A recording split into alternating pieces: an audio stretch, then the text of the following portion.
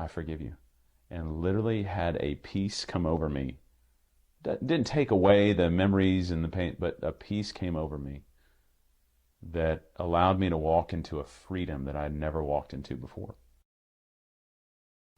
My dad was he was a good businessman. He climbed his way to the top of lots of different companies that he worked for, and he was in the second marriage he was in, he was a faithful husband. He was a romantic husband. He was a thoughtful husband. He was a good friend to the friends that he had in the different seasons of his life in those seasons. And the one thing I know about my dad that I remember is he was always he was very eloquent, very well spoken. He carried himself well. He was not given to anger. He was very calm tempered and just a steady,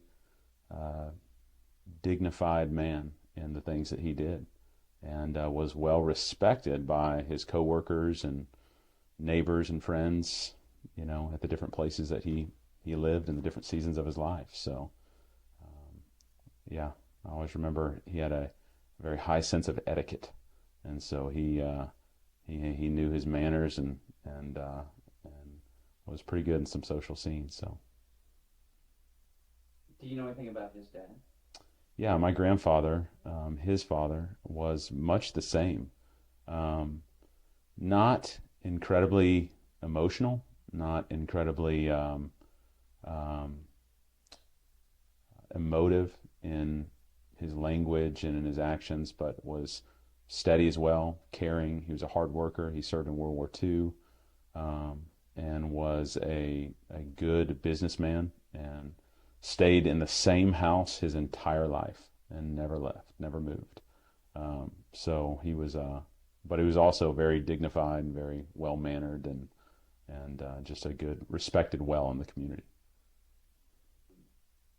Tell me a story when you came to understand when you had a wound. Well, it was in two very distinct points in my life. The first time that I really realized it, when my dad left my mom and left his three sons, we were at different ages. So I was 2.5, 3 years old. My other brother was 9, and my oldest brother was 12.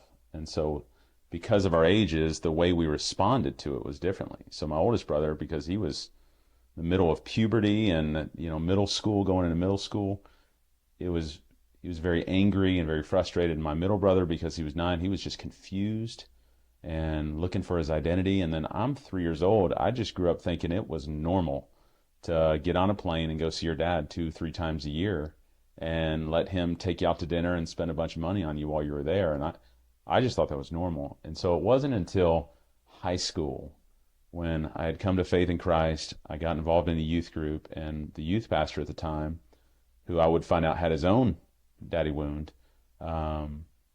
was speaking about the influence of fathers. And as a high school student, it's the first time I realized, okay, there's been something off in me, and I've just never had a name for it. And so it was the first time that I recognized, I think I've got some deficits that I just haven't been at least explicitly aware of, that were leading to some emptiness and frustration in my life.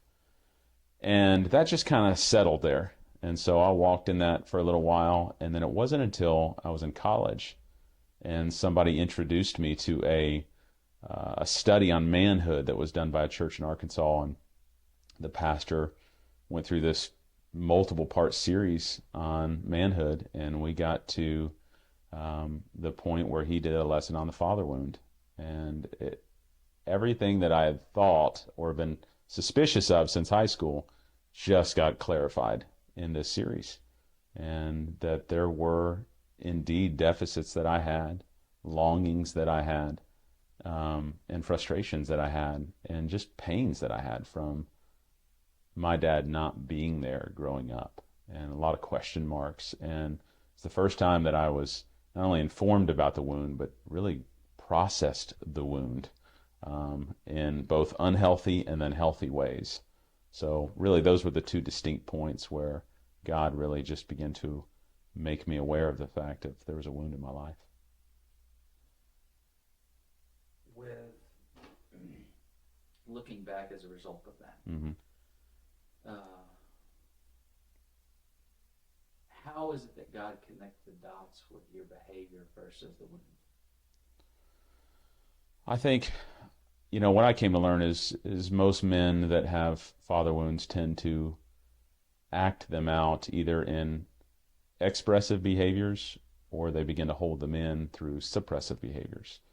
And I had a little mix of both. I had an inner sense of confusion about who I was and what the Sumlin name meant.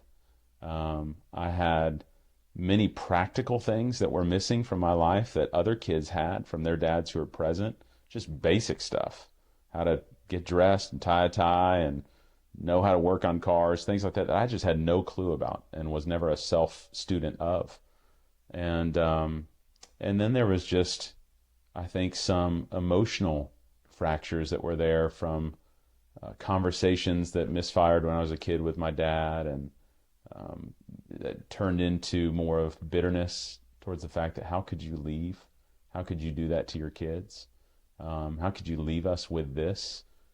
And so some of that was acting out and me pursuing an identity in the wrong things. And some of those were holding them in and not wanting to identify what they were, not wanting to face them, not wanting to have the conversations that needed to be had with my dad. And so it was, again, through some of these studies that I was doing that began to expose that and go, hey, these are symptomatic of some things going on in your life that you need to take a look at. Yeah, I think I went through multiple phases of different feelings. I mean, when I first began to identify that I had a father wound, it first manifests itself in just really kind of frustration and bitterness and thinking, now, why did he leave? Why did he walk out on us? Did he not? I mean, was it something we did? Were we making it too hard on him to be in the home? And I think so. At first, I started kind of pointing the finger at myself and going, well, man, maybe I just wasn't what he wanted. And so you feel a sense of, man, it's my fault, or, and then transcends into, abandonment. And then it leads to, no, wait a minute. I mean, I was 3. I didn't do anything, It's him. And then it turned into frustration that evidenced itself in anger and blaming him and just getting mad at him. And I probably lived there for the longest, just mad at him that he made the choice. He had a choice and he made it. And then when I began to address the wound, it began to really turn into just not self-guilt or not blaming him, but just turned into just loss and just going, I just miss him. And it's not putting a fault on it anymore. It's just going, man, I just wish I had you.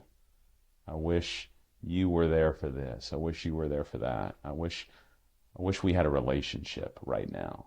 And then continued to morph after that. But I've gone through all the phases of anger and frustration and sadness and loss, and to then pouring over to, man, sympathy and forgiveness and compassion, towards him. What are the good things you learned from your dad? I've thought a little bit about that. I didn't have my dad, but 2 times a year for 35 years at the time. And so I had to pick up little pieces here and there. And part of it is I can look at myself and I look at my brothers, and had I never even met my dad, but heard about him, I could figure out that we've actually, because we're his kids, his sons, we've got some similar things. Our laughs are similar.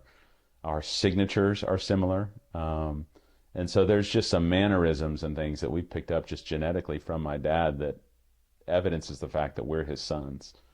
But there are some little bits and pieces of things that I picked up along the way. I watched the way that he treated his wife, my stepmother. And, for all I can say about how he treated my mom, the way that he treated her for the next 30 years was amazing. I mean, he was a faithful husband to her. He loved her. He cared about her. He romanced her. He dated her. He valued and cherished her. And I watched that, and I'd pick up some of those things. I'd pick up some of the cool romantic things he would do for her when I would go to stay there, and go, man, that's kind of cool. I hope I can treat my wife like that one day. And I watched the way that he interacted in tense situations. He just kept his cool. He didn't fly off the handle. And so I think I picked up a calm demeanor that's not filled with anger towards folks just by watching that in my dad. And so there were, different little things here and there, but I had to kind of a la carte piecemeal it along the way and then figure out that's where it was coming from. But there's some neat things like that I picked up, some traits from him that I'll hold with me today. How about the bad things? It's hard to say what are the explicit bad things, because I think because of the wound, I spent most of my life trying to be the antithesis of him. And so he left his kids. I'm not going to leave my kids. And some of it, and I had to correct this through the gospel throughout the years. But some of it early on was no, I'm going to show him. I'm going to pull up those bootstraps, and I'm not going to, But I think there's some passivity that is in him. Some of it's that calm demeanor. Some of it errs on passivity in certain situations that I think I've grabbed as well. But thankfully, I think the positive side of him leaving us is I was able to very clearly see what are the negative aspects that I don't want to have, that I want to actively rebel against, and what are the cool little small pieces that I want to adopt. And so there's certain things in my dad that I had to adopt, which is beautiful. Certain things that I had to adapt and tweak for Christ's sake. And then there's certain things about my dad that I just had to all out reject. And this has probably been the most recent thing for me to process through with him, especially after his passing. And that is, because he left in an affair and married his secretary and ran away, I villainized her and I villainized them almost my entire life. Just going, well, she's the one that took my dad away. And so this marriage I can't ever value, because that's the marriage that ended my dad's presence in our home. But through God's grace, through him working through those things in me, I've been able really in recent years just to actually pull away and go, okay, compartmentalize it just a bit. In the context of this marriage, he's actually a really good husband to her. And he actually really has a solid marriage. And so I think I was able to parse those out a little bit, where I could remove the marriage in the context of the sin that it came out of and look at it for what it is in its current state and go, okay, there's some redemptive things there that I can pull from. His example as a father, how did that influence you as a father? Yeah, I think in a couple of ways. Obviously, I didn't have the in-home model to pull from, so I still don't know what kind of dad he was in the home. I hear stories of my older brothers, and he was their Cub Scouts leader and Indian Guides leader and baseball coach, and I hear those stories. He was gone by the time I came in.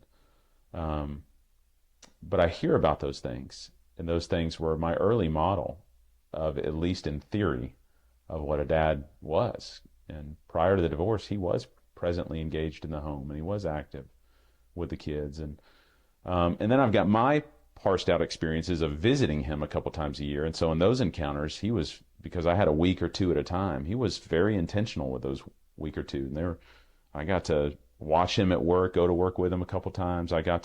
He would play with us. He would take us places. And so I learned a playful side from him. But obviously the biggest imprint was his absence.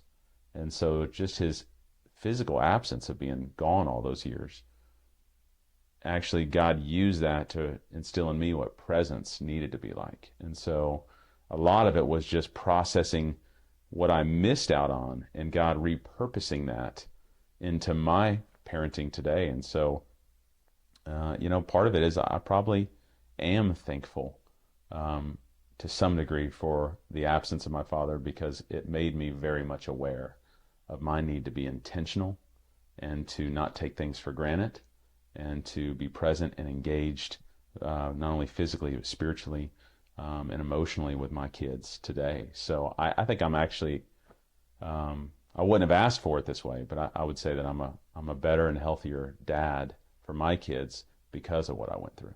And a lot of kids, it's a Russian roulette when it comes to who their stepfather is going to be. I happen to get a great stepfather. He wasn't a godly man. He didn't walk with the Lord and invest in me spiritually, but he was a anchor presence in the home.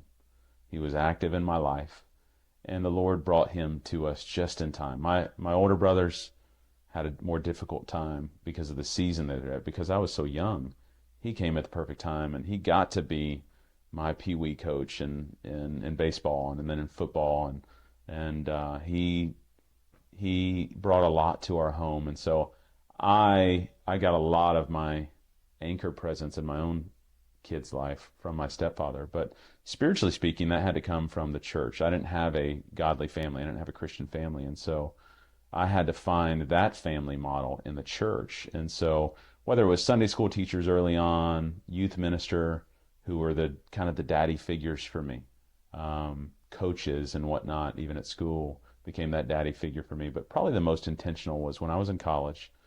I was volunteering as a Sunday school teacher for our church in town, and I was leading a 3-year-old Sunday school class, which was corralling kids and trying to get them to learn about Christ. But there's this one particular boy who was just unique in that group, and God used him to really minister to me in so many significant ways. But every Sunday that his dad would come to drop him off and pick him up, I would get about 1-minute encounters with this dad, and just, hey, how you doing? What's going on? And finally, one day, he shows up to pick up his son, and he said, hey, what are you doing this Thursday night? You want to come over to our house, have some dinner? And I'm thinking, man, I'm in college, and I'm hungry, and I'm broke, so yes, I would love to. And that's all I thought it was. And I remember walking into his home, and he had 2 sons and his wife, and I remember just walking in his home, and the first thing I noticed in his home was instant peace. There's just peace in the home. I couldn't explain it. The kids were crazy. They were running around doing all kinds of stuff, but there's just peace in the home. And I got to watch him that evening, the way they interacted with his wife. We sat down at the dinner table. We all held hands, and he prayed over that meal. And that had never happened in my home before. To see a godly man grab his son's hands and this visitor that's with him and his wife and pray. And I watched what discipline of the kids looked like that night. I watched him discipline his kids.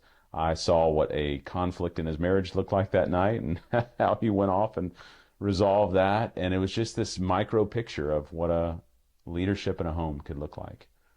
And that one Thursday night turned into me coming back the next Thursday night, and that turned into a 1.5 years of every Thursday night having dinner at his house. And I literally got a model of what it meant to be a godly husband and a godly father from having dinner in that man's house, by him inviting me in his home and letting me see it, the good, the bad, and the ugly. And so those encounters, as well as just daily time with the Lord, and the Lord chastening my own heart and showing me what it means to be a father from the fact of how he fathers me, of how our God fathers us as the eternal Father. All those things, the Lord was just gracious to bring all those pictures into my life, into a home where my biological father wasn't present. How did you find forgiveness for your dad? That was the big one. So probably I'm 38 now, almost 39. About 7 years ago, my early 30s. I'm just had my first 2 children, I think, at the time, and I was going back through the authentic manhood study that I had done when I was in college, and I'm with another group of men. We're going back through it, and we get to the father one again. At the end of that series, we're challenged to go deal with the wound. And so if you've got a wound and you recognize this, Don't sit by and wait for your dad to come to you and apologize and tell you he's sorry and all these things. Go find him. If he's still alive, if he's still present, if he's still available, go seek him out and ask for it. And I thought, man, I just, I didn't do it in college. I'm thinking, I can't do it now. There's just no way. And all the years of my dad leaving, we had never talked about the divorce. We had never talked about the affair. We never talked about him leaving. It was just me going, visiting, enjoying time with him, and then coming back. And so we just never had the conversation. And so my buddies encouraged, at least start just praying about it. And so sure enough, I just start praying, Lord, if you want me to talk to my dad and confront this and get everything out, then you're just going to have to open this door because I don't know how to do it. And literally that week, something crazy happened. My dad emailed my brothers and I blasting us for something which he had never done before. Never. And it was for some misunderstanding of something. And he just emailed us and told us, his thoughts on it. And my oldest brother lashed back at him. My middle brother didn't even respond. And I thought, okay, this is my opportunity. And I just emailed him back and I just said, hey, Dad, I've been thinking a lot about our relationship. And I just think that this email just brings to the surface the fact that there's a lot of stuff under the surface between you and us as your sons. And I think it'd be great if we ever got the opportunity to sit in a room with you and let's just talk about the divorce. Let's just talk about all these years. And I hit send and I was like, oh no, what's going to happen out of this? And sure enough, he emailed back and he said, you know what, I think that'd be a great idea. I'm going to fly down there. He was living in Nebraska at the time. He said, I'm going to fly down there. And we just could not believe it. And so we set up a time. So my dad flew in and we sat in a living room, my brother's house. And it was my dad on the couch, all three brothers across from him, like a tribunal. And we're all sitting there and, okay, let's do this. And this is the first time in our whole life we're going to talk about this. And so what we did for the next probably 5 hours, I don't even know how long it was long, is one by one, each of the brothers and I just opened up and shared with our dad everything we've always wanted to tell him. The good, the bad, the ugly. And some of it was painful. Some of it, I felt sorry for him at some points because I just thought, oh my gosh, we're going to kill him just with a hurt language. And then it got to me, and I just simply shared with him 18 of the most significant things that I feel he missed out on in my life, or more importantly, that I missed him on. And I just walked through and I said, Dad, you weren't there for my first date. You weren't there for prom. You weren't there when I proposed. You weren't there when the birth of my first child, or any of my children. And I just shared with him, and I'm in tears sharing this with my dad. And in that moment, everything got released. And I didn't spew venom on him. I just told him, I loved you, I missed you, and I wish I could have had this. And we asked questions. Why did you leave? And I wish I could tell you that in that moment, my dad just broke down, started crying, and said, I'm so sorry, and I'm sorry for the pain I've caused you, and I wish I could tell you that even after that encounter, we rekindled this relationship, went fishing, and did all these father-son things. It didn't happen. My dad never said he was sorry. He never said he regretted. In fact, we asked him, do you have any regrets for walking out on a family?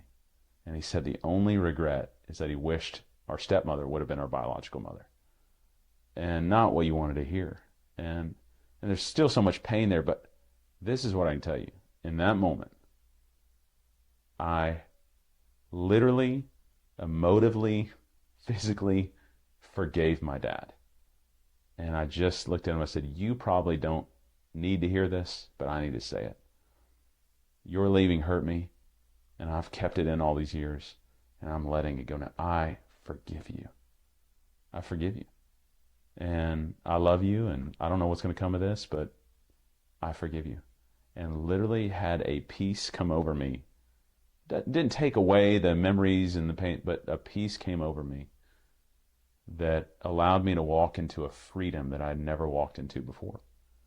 and it just wasn't hovering over. This cloud that had been over me dissipated, it was gone, and it was literally nailed to the cross, and I walked in freedom, and I just gave it over. And so even though nothing reconciled out of that moment, that conversation that day just took the pack we've been carrying and just gave away to the Lord.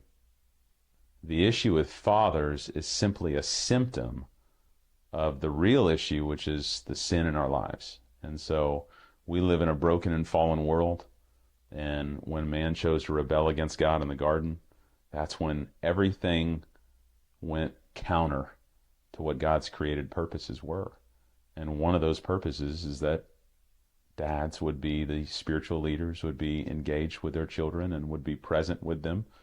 And when sin came about, we rebelled against God and ran after our own selfish ways. And so I would say, I think that for me is the root symptom, that's root issue that's behind everything in the brokenness in our world. And until that gets reconciled with the cross, with Jesus Christ, it'll never auto-correct itself. But one of the primary symptoms that I've seen all over the world, but I think specifically in Western culture in America, of sin is the selfishness that's in the heart of fathers. And I think because of sin in their hearts, they have rebelled against God's created order towards the home. And they have chased after their own selfishness. And I wrestle with it in my own heart every day as a father.